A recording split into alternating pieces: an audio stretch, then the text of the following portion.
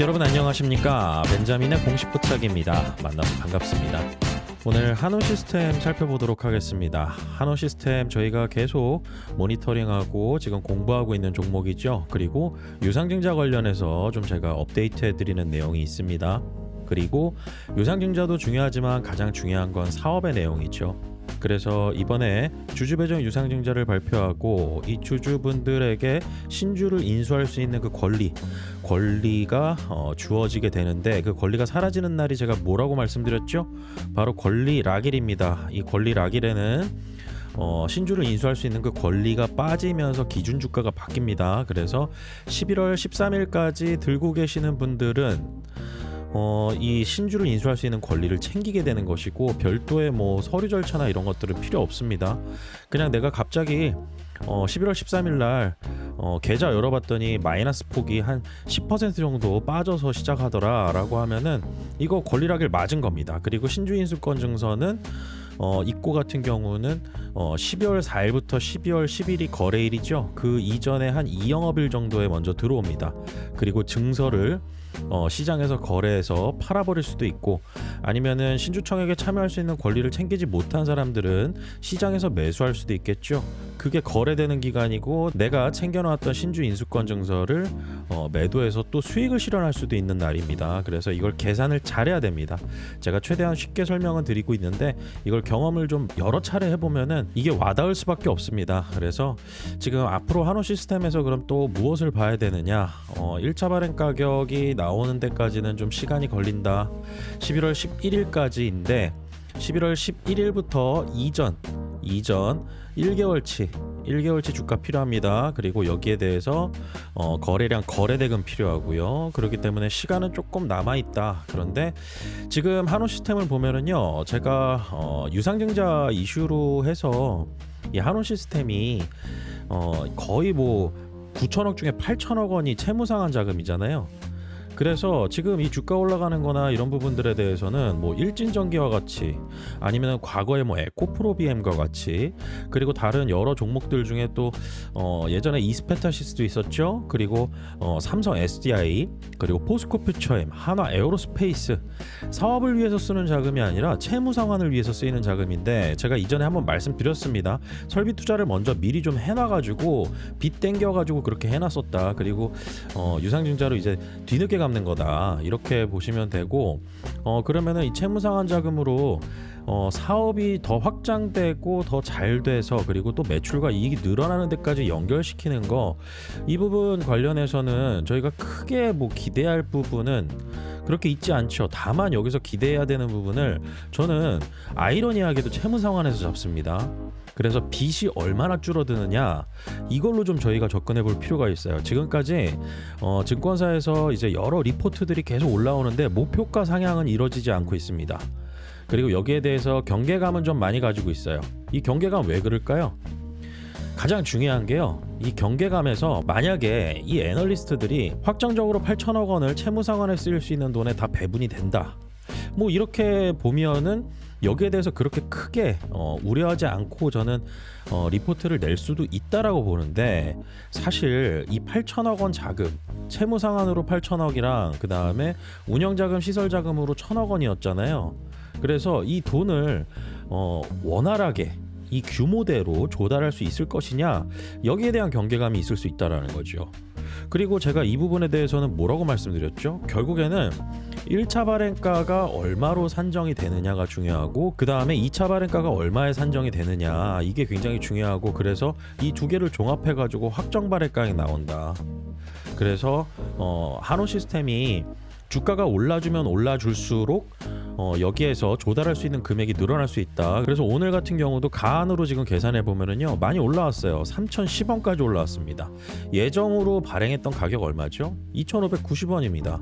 2,590원에서 3,010원까지 올라왔어요. 이건 왜 그런 거죠? 주가가 올랐기 때문에 그런 거죠. 그래서 이 올라간 주가를 계속 지켜주기만 하더라도 1차 발행가 중요하고 2차 발행가 당연히 같이 중요하지만은 우선은 한 단계 넘어가는 거죠. 1차 허들을 넘는 겁니다. 그래서 지금 1차 발행 가격으로 보면은 1조 459억 7,500만 원. 원래 9천억 원에서 1조가 넘는 금액으로 높아졌어요. 그런데 이거는 아직 가안입니다. 그리고 여기에서 굉장히 중요한 것 중에 하나가 이 자금 조달 규모가 더 늘어난다라고 하면은요, 빚을 더 많이 갚을 수가 있어요. 그래서 이걸 가지고 재무구조 개선에 대한 효과가 달라질 수 있습니다. 그리고 손익 개선 효과가 조금 더 빨라질 수도 있어요.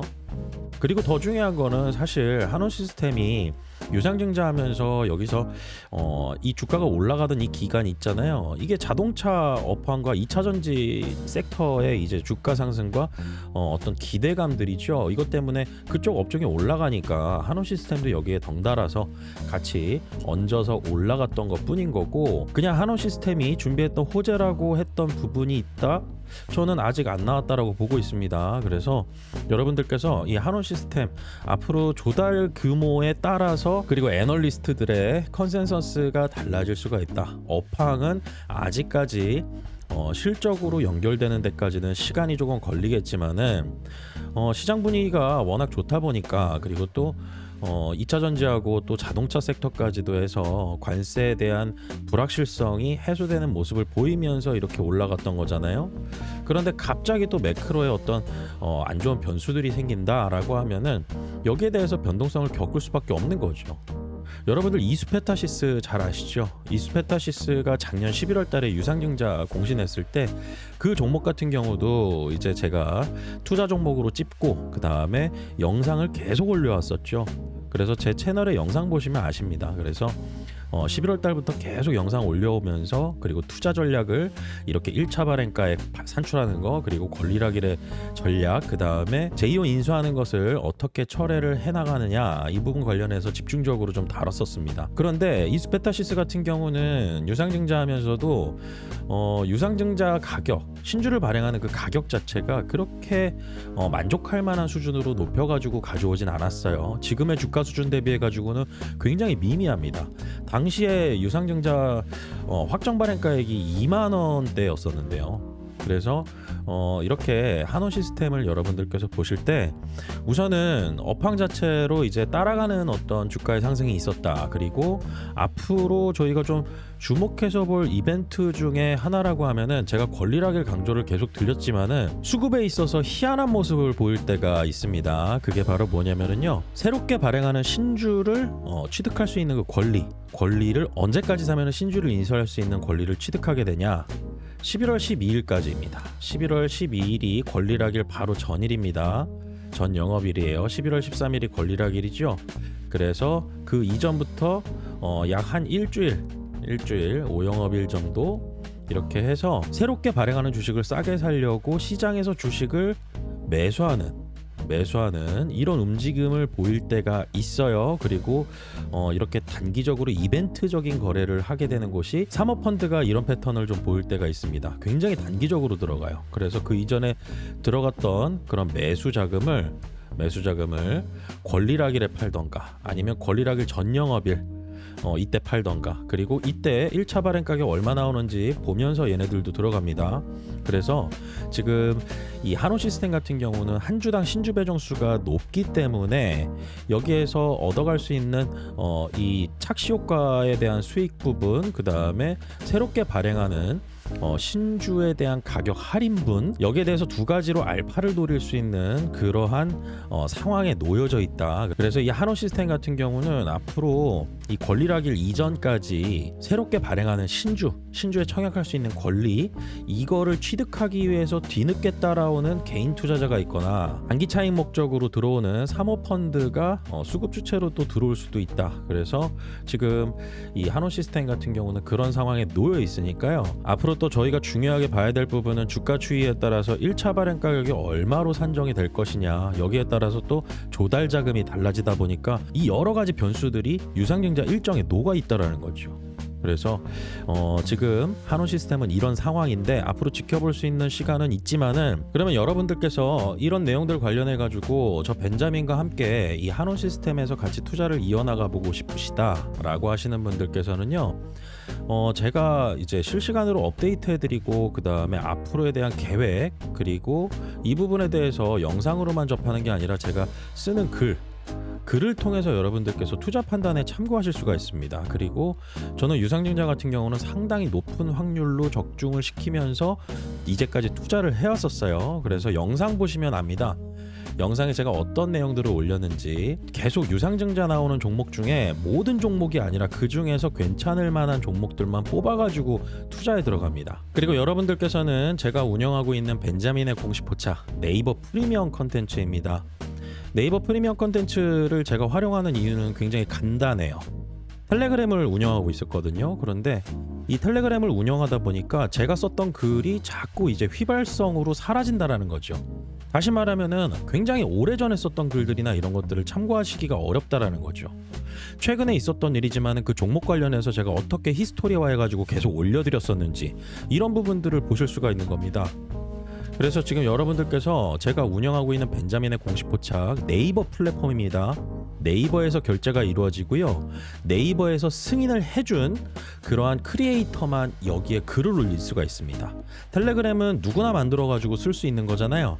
그런데 네이버 프리미엄 컨텐츠는 네이버에서 벤자민의 공식 포착을 승인해 줬기 때문에 제가 이 컨텐츠들을 올리고 구독 상품을 올릴 수가 있는 겁니다. 그래서 월에 5만 원인데요. 이 5만 원 뭐 사실 일별로 생각해 보면은 커피 한 잔도 안 되는 값입니다. 그리고 만약에 구독 취소 원하시면 언제든 네이버에서 구독 취소를 하실 수가 있는 거고요. 그래서 신뢰성 있는 플랫폼, 그리고 앞으로 여러분들께서 제 글을 보실 때 좀 더 카테고리화 해가지고 나눠진 그런 글들 확인하는 거, 그리고 이렇게 네이버를 여러분들께서 로그인을 하신 다음에 저한테 톡톡 문의하기를 하실 수가 있어요. 톡톡 문의하기. 그러면은 제가 궁금하신 부분에 있어서는 콘텐츠 관련해서 여러분들에게 답변을 드릴 수가 있습니다. 그래서 여기 보시면은요, 벤자민 데일리라고 해가지고 제가 투자하고 있는 종목들, 이 구독자분들하고 같이 투자하고 있는 종목들이에요. 그래서 지금 올려드리는 이런 종목들을 바탕으로 계속 업데이트 해나가시고, 그 다음에 한원 시스템 같은 경우는 9월 24일 날 매수 들어갔다라고 말씀드렸죠. 9월 23일 날 공시 나오자마자 오늘의 공시로 투자 기회가 좀 포착이 된다라고 해서 매수가 24일 날 들어갔던 종목입니다.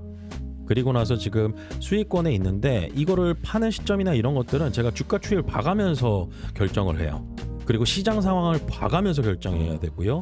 1차 발행 가격 얼마 나오는지 봐가면서 결정해야 되고요.